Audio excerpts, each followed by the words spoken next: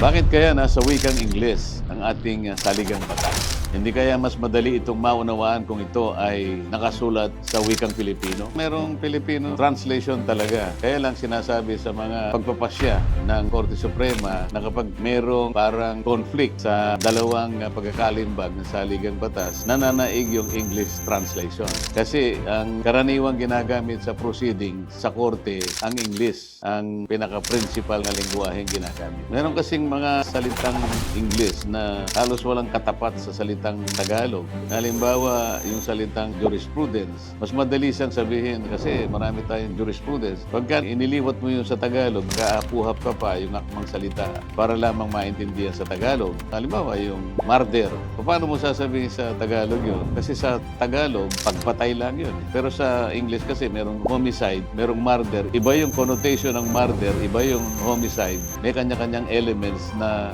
nagdidistingge ng krimen na naganap. Pag homicide, hindi sinasadya. Walang mga aggravating circumstances. Pero pag murder, yung pagsadya nandun eh. Wala siyang maitapat kung minsan. At kung mayroon maitapat, malayo yung ibig sabihin.